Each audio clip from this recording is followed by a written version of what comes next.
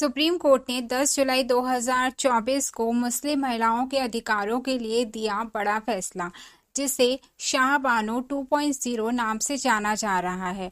चलिए जानते हैं पूरे मामले को इस वीडियो में। तो पहले एक छोटी सी रिक्वेस्ट कि अगर आप चैनल पर नए हैं तो प्लीज़ चैनल को सब्सक्राइब कीजिए, वीडियो को लाइक कीजिए और ज़्यादा से ज़्यादा अपने दोस्तों को शेयर कीजिए। चलिए वीडियो को स्टार्ट करते हैं। ये मामला शुरू होता है 15 नवंबर 2012 से। उस दिन मुस्लिम महिला ने अपने पति का घर छोड़ दिया। 2017 में महिला ने अपने पति के खिलाफ आईपीसी की धारा 498 ए और 406 के तहत केस दर्ज कराया। उसके बाद उससे नाराज होकर पति ने महिला को 3 तलाक दे दिया। 28 सितंबर 2017 को उनके तलाक का सर्टिफिकेट जारी हो गया। दावा है कि तलाक के बाद इद्दत की अवधि तक पति ने महिला को हर महीने 15,000 रुपए का गुजारा भत्ता देने की पेशकश की।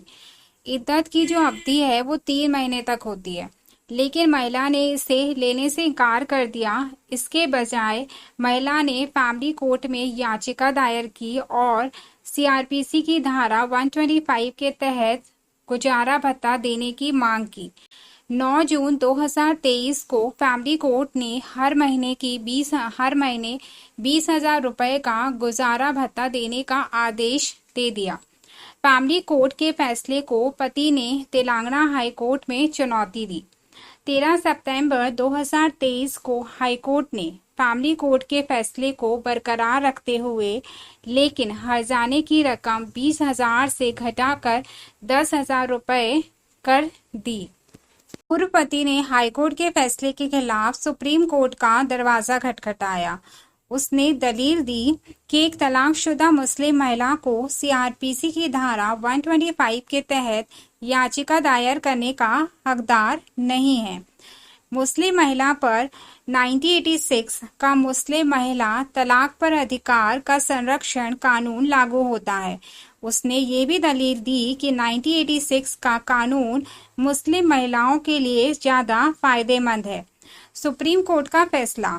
सुप्रीम कोर्ट की जस्टिस पीबी नागर रत्ना और जस्टिस अगस्टिन जॉर्ज मसीह की बेंच ने 99 पन्नों का फैसला देते हुए कहा कि एक तलाकशुदा मुस्लिम महिला भी सीआरपीसी की धारा 125 के तहत गुजारा भत्ता पाने के लिए याचिका दायर करने की हकदार है। सुप्रीम कोर्ट ने अपने फैसले में साफ किया कि सीआरपीसी की धारा 125 सभी शादीशुदा महिलाओं पर लागू होती है, जिनमें शादीशुदा मुस्लिम महिलाएं भी शामिल हैं।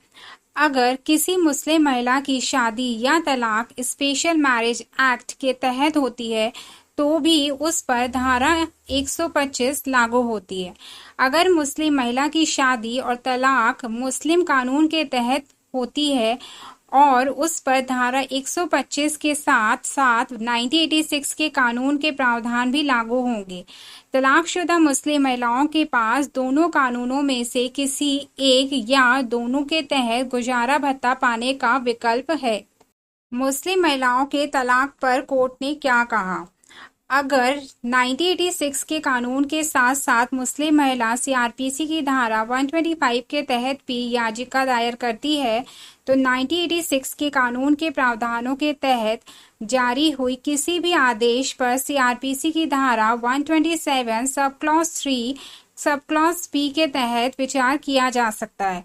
इसका मतलब ये है कि अगर पर्सनल लॉ के तहत मुस्लिम महिला को गुजारा भत्ता दिया गया है तो धारा 127(3) सब क्लॉज बी के तहत मजिस्ट्रेट उस आदेश पर विचार कर सकते हैं। दोनों जजों द्वारा क्या कहा गया? जस्टिस मसीह एक तलाकशुदा मुस्लिम महिला को सीआरपीसी की धारा 125 के तहत गुजारा भत्ता पाने के अधिकार का उपयोग करने से नहीं रोका जा सकता, बशर्त वो सारी शर्तें पूरी करती हो। धारा 125 एक सेक्युलर प्रावधान है और 1986 के कानून की धारा 3 के बराबर ही है। वहीं जस्टिस नागर रत्ना ने कहा कि 1986 का कानून धारा 125 का विकल्प नहीं है और दोनों कानून तलाकशुदा मुस्लिम महिलाओं के लिए हैं। अगर मुस्लिम महिलाओं को धारा 125 से बाहर रखा जाता है तो संविधान के अनुच्छेद 15 1 का उल्लंघन होगा, जो सभी नागरिकों को समानता का अधिकार प्रदान करती है। चलिए जानते हैं क्या है सीआरपीसी की धारा 125। सीआरपीसी की धारा 125 में महिलाओं, बच्चों और माता पिता को मिलने वाले गुजारा भत्ते का प्रावधान किया गया है। नए कानून भारतीय नागरिक सुरक्षा संहिता BNSS में ये प्रावधान धारा 144 में किया गया है।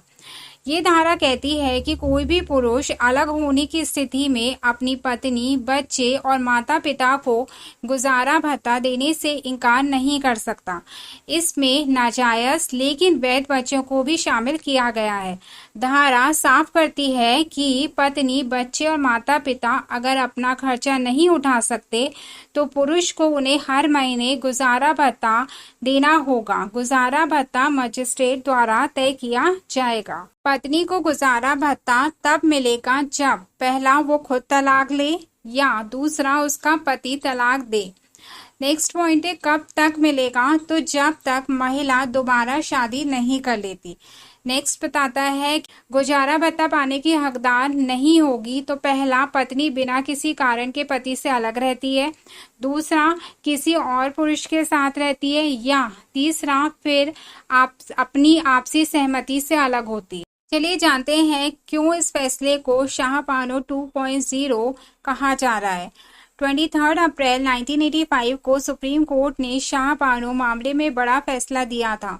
शाहबानो इंदौर की रहने वाली थी और उनके पति ने उन्हें 3 तलाक दे दिया था। तब सुप्रीम कोर्ट ने फैसला देते हुए कहा था कि सीआरपीसी की धारा 125 के तहत शाहबानो अपने पूर्व पति से गुजारा भत्ता पाने की हकदार है। 10 जुलाई 2024 को सुप्रीम कोर्ट की 2 जजों की बेंच ने एक बार फिर साफ कर दिया कि सीआरपीसी की धारा 125 के तहत तलाकशुदा मुस्लिम महिला गुजारा भत्ता का दावा कर सकती है। इसलिए इस फैसले को शाहबानो 2.0 फैसले के नाम से जाना जा रहा है। नेक्स्ट वीडियो आपसे मिस ना हो जाए, इसलिए तुरंत चैनल को सब्सक्राइब कीजिए और बेल आइकॉन को प्रेस करना मत भूलिएगा। Thank you.